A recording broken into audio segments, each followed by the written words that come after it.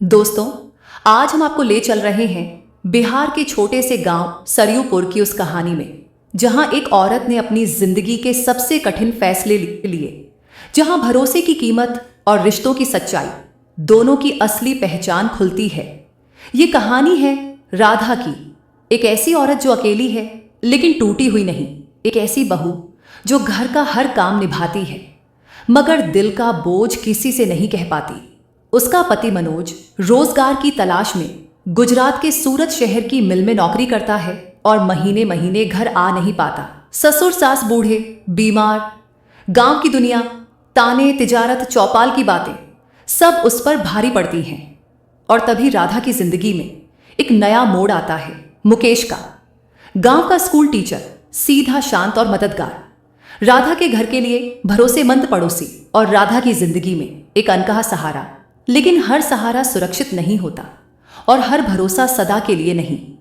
जब मनोज सूरत से अचानक लौटने का मैसेज भेजता है, राधा की धड़कनें रुक जाती हैं, क्योंकि जिस सच को वह छुपाए बैठी थी वह सच उसके घर का दरवाजा खटखटाने वाला था। क्या राधा ने कोई गलती की थी या हालात ने उसे मजबूर किया? क्या मुकेश सचमुच उसका मददगार था या कुछ और? चलिए दोस्तों, शुरू करते हैं आज की कहानी, राधा लौट आई, एहसान और भरोसे की असली कीमत। ये कहानी आपको सोचने पर मजबूर कर देगी। बिहार के जिले सहरसा से 20 किलोमीटर दूर बसे गांव सरयूपुर में राधा की शादी हुए 3 साल हो चुके थे।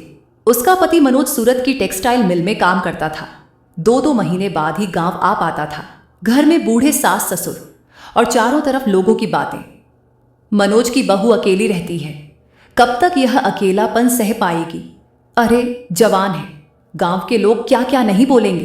राधा ये ताने सुनती पर मन में रख लेती। एक दिन उसका ससुर गिर पड़ा। राधा घबराकर मदद ढूंढने बाहर निकली और वहीं पहली बार उसकी मुलाकात मुकेश सर से हुई। शांत, सुलझा हुआ आदमी। वो तुरंत मदद के लिए आया, दवाइयां लाया, डॉक्टर बुलाया। उस दिन के बाद से राधा का भरोसा उसके अंदर थोड़ा थोड़ा बढ़ने लगा। गांव में मेले की तैयारी शुरू हो चुकी थी। राधा ने फोन करके मनोज से कहा, इस बार भी मेला तुम नहीं आओगे तो मैं किसके साथ जाऊंगी?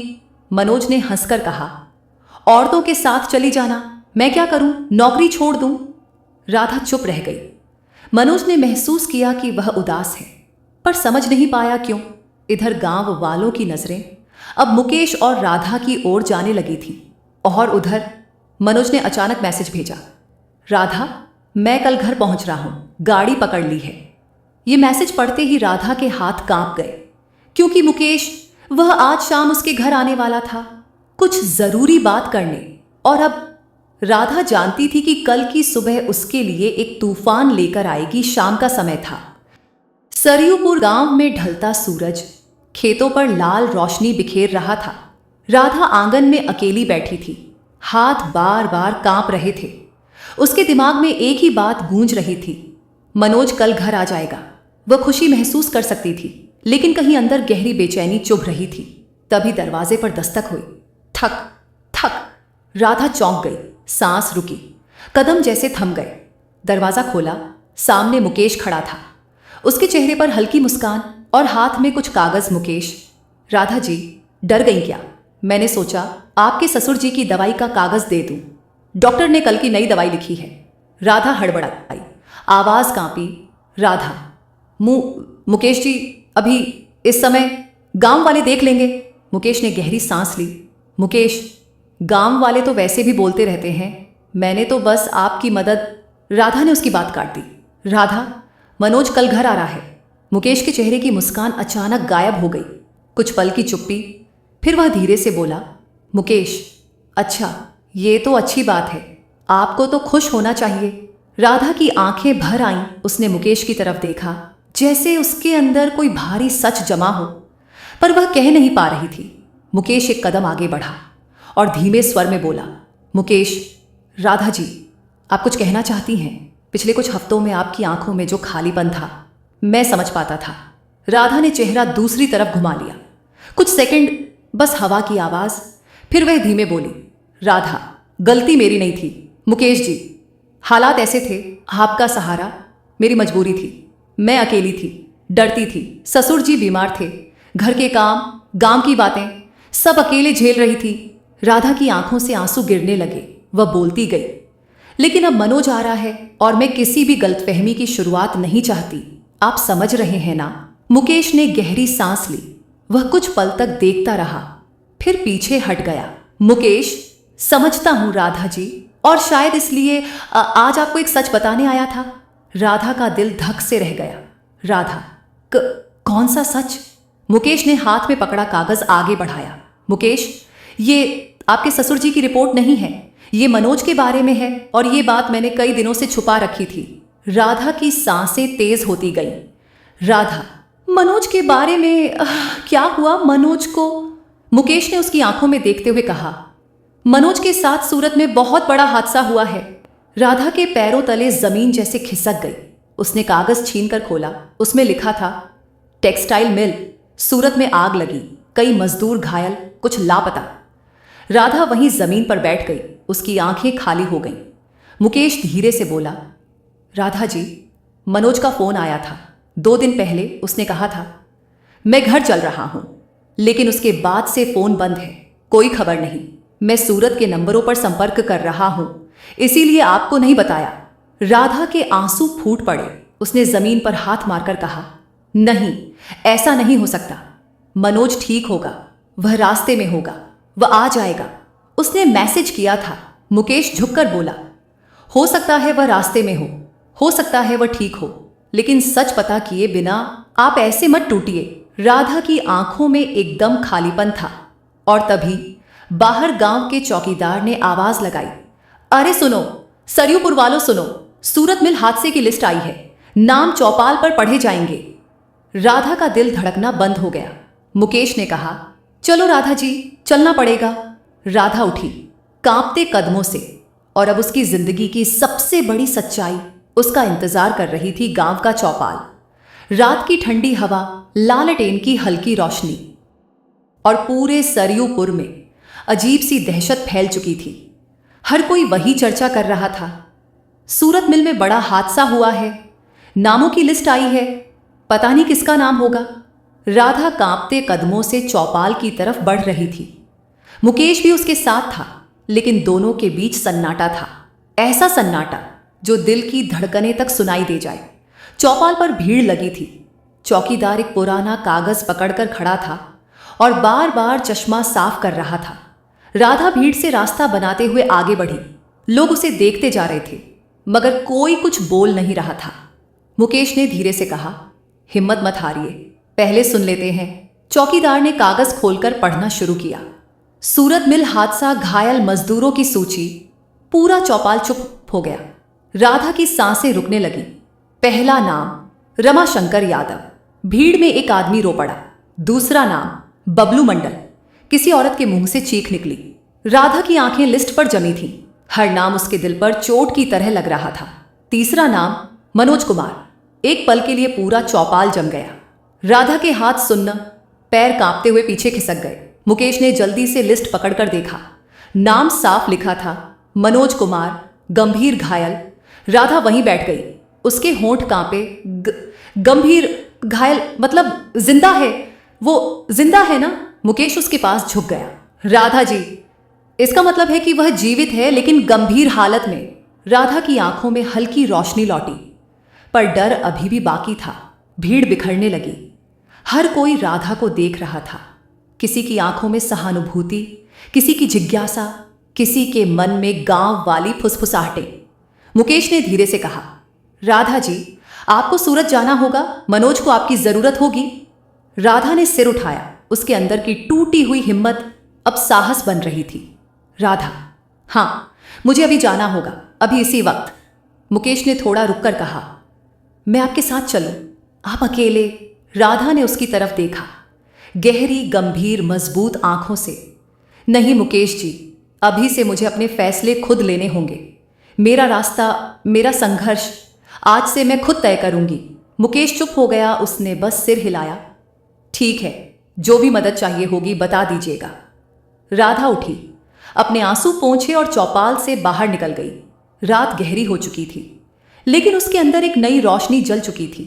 अपने पति को वापस लाने की, अपनी शादी को बचाने की और अपनी गलतफहमियों को खत्म करने की।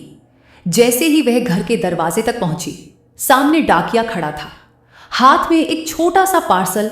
डाकिया बोला, राधा बहू, ये पार्सल सूरत से आया है, मनोज ने भेजा है। राधा के कदम वहीं रुक गए, दिल जोर से धड़कने लगा।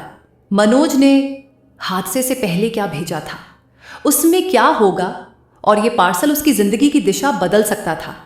राधा के हाथ कांप रहे थे। डाकिये ने पार्सल उसके हाथ में थमाया और चला गया। रात गहरी थी, आंगन में सिर्फ एक लालटेन जल रही थी। हवा हल्के से बह रही थी, लेकिन राधा का दिल तेजी से धड़क रहा था। उसने पार्सल को हाथों में पलटा। ऊपर साफ लिखा था, राधा को, सूरत से मनोज। राधा के आंखों में आंसू आ गए। हादसे से पहले भेजा होगा, क्या होगा इसमें? वह धीरे से बैठी आंखें बंद की, गहरी सांस ली और पार्सल का फीता खोला। अंदर एक छोटा सा लकड़ी का डिब्बा था और ऊपर एक चिट्ठी रखी थी। राधा ने चिट्ठी उठाई। कागज पुराना था, मनोज की साफ सुथरी लिखावट। उसने पढ़ना शुरू किया। प्रिय राधा, तुम्हें शायद लगता होगा कि मैं तुम्हें इस गांव की अकेली जिम्मेदारियों के साथ छोड़ देता हूं, पर सच्चाई यह है कि मैं बस तुम्हारे लिए एक बेहतर जीवन बनाने की कोशिश कर रहा हूं। राधा की आंखों से आंसू गिरने लगे। मैं जानता हूं कि तुम्हें ताने सुनने पड़ते हैं, लोग क्या क्या बोलते होंगे, पर मुझे तुम पर पूरा भरोसा है। तुम मेरी राधा हो, मेरी शक्ति। राधा ने होंठ दबा लिए, उसके सीने में कसक उठी। मैंने तुम्हारे लिए कुछ छोटी सी चीज खरीदी है, शायद पसंद आ जाए। शादी के 3 साल बाद भी मैं अब भी चाहता हूं कि तुम मेरे लिए पहली बार दुल्हन की तरह मुस्कुराओ। राधा का दिल टूटने लगा था। वह डिब्बे की तरफ देख रही थी। अब हाथ और भी कांप रहे थे। चिट्ठी का आखिरी हिस्सा पढ़ते पढ़ते उसकी सांसें रुक गईं। और हां राधा, मैं तुमसे एक बात कहना भूल गया। मैं घर लौट रहा हूं, बस तुम्हें एक सरप्राइज देना चाहता था। कल मिलते हैं मेरी राधा। ये पढ़ते ही राधा फूट फूट कर रो पड़ी। मनोज, तुम्हें पता भी नहीं था कि तुम्हारी दुनिया कल कैसे बदलने वाली थी। अब उसने लकड़ी का डिब्बा खोला।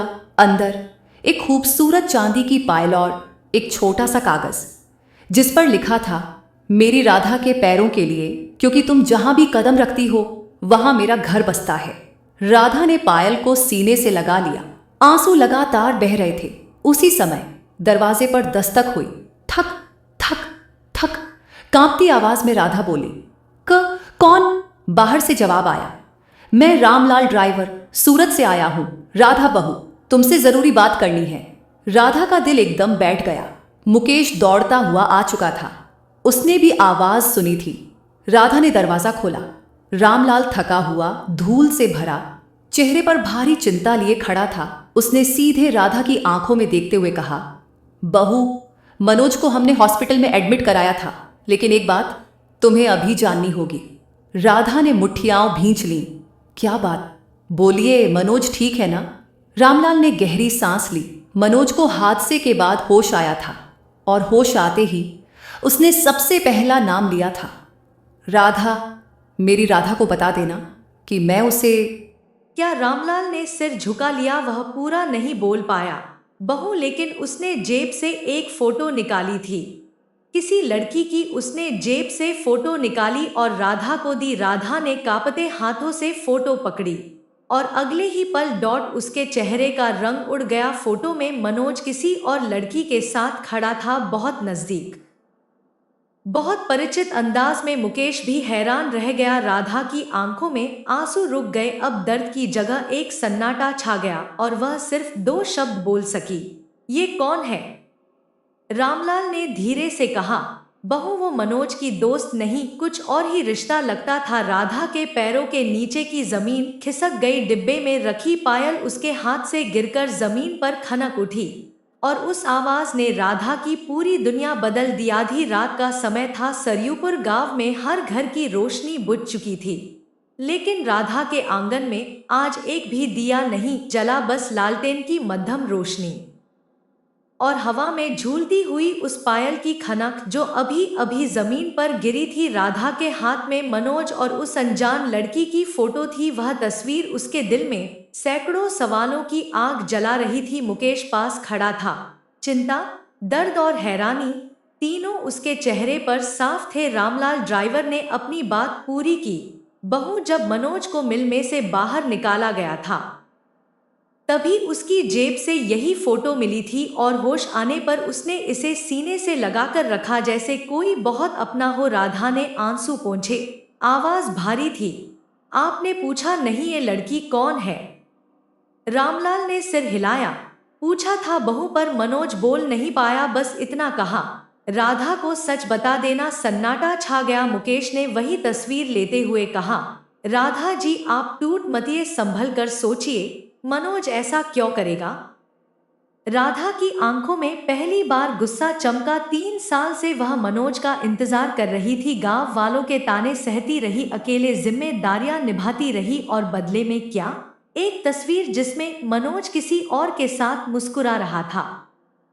राधा ने धीमी टूटती आवाज में कहा, इतने महीनों तक फोन बंद, इतने दिनों तक कोई खबर नहीं, क्या वह सूरत में अकेला था या किसी और के साथ?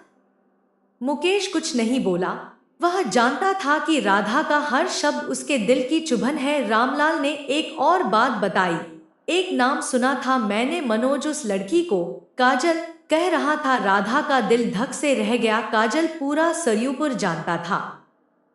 मनोज की बचपन की एक सहेली थी जिसका नाम काजल था। शादी के बाद वह शहर चली गई थी। राधा बुरी तरह हिल गई। मतलब ये वही काजल हो सकती है? रामलाल ने सिर झुका लिया। शायद बहू, और शायद नहीं भी। चेहरा तो आप ही पहचान सकती हो। राधा ने तस्वीर की तरफ देखा। चेहरा धुंधला था लेकिन शक बहुत साफ। गहरी चुप्पी। फिर राधा ने फैसला लेकर कहा, बस अब मुझे सूरत जाना ही होगा, मनोज को देखने के लिए नहीं, सच जानने के लिए। मुकेश ने तुरंत कहा, मैं आपके साथ चलूंगा। राधा ने उसका हाथ रोक दिया। उसकी आवाज मजबूत हो चुकी थी। सोच समझकर कहा है मैंने। मुकेश जी, अब मुझे मेरे रास्ते पर अकेले चलना है। मनोज मेरा पति है, उससे जुड़े हर सच का सामना मुझे अकेले ही करना हो। मुकेश चुप हो गया। वह जानता था राधा अब टूटी हुई नहीं बल्कि जाग चुकी है। रामलाल बोला, ट्रक बाहर खड़ा है बहू, हम सुबह सुबह सूरत चल पड़ेंगे। राधा ने सिर हिलाया। उसने पायल उठा ली, वही पायल जो मनोज ने प्यार से भेजी थी। अब उस पायल में प्यार नहीं, सवाल थे। रात बीती, सुबह हुई। राधा अकेली चौपाल के सामने खड़ी थी। एक छोटा बस्ता, एक पानी की बोतल और हाथ में वही तस्वीर। लोग दूर से उसे देख रहे थे। गांव की नजर हमेशा तैयार रहती है निशाना साधने को, लेकिन आज राधा उन नजरों से ऊपर उठ चुकी थी। रामलाल ने ट्रक का दरवाजा खोला। आ जाइए बहू, लंबा सफर है। राधा ने एक आखिरी बार अपने घर की तरफ देखा जहां उसने 3 साल इंतजार में बिताए थे, और फिर कदम बढ़ाए। ट्रक में बैठते ही उसने सिर्फ एक बात कही, अब मैं सच्चाई जानकर ही लौटूंगी। ट्रक चल पड़ा। सरयूपुर की मिट्टी दूर होती जा रही थी और उसकी नई यात्रा शुरू, अपने रिश्ते, अपने भरोसे और अपने भविष्य के सच की तरफ। तो दोस्तों, ये थी आज की कहानी। कभी कभी जिंदगी हमें ऐसी हालत में ले आती है जहां हमें सही और गलत दोनों ही रास्ते मुश्किल लगते हैं, लेकिन याद रखिए, फैसला वही सही होता है जो दिल को सुकून दे और किसी का दिल न दुखाए। अगर आपको ये वीडियो अच्छा लगा हो तो लाइक जरूर करें, चैनल को सब्सक्राइब कर लें और कमेंट में बताइए अगली कहानी किस विषय पर होनी चाहिए। मिलते हैं अगली वीडियो में, तब तक अपना और अपने लोगों का ख्याल रखें। धन्यवाद।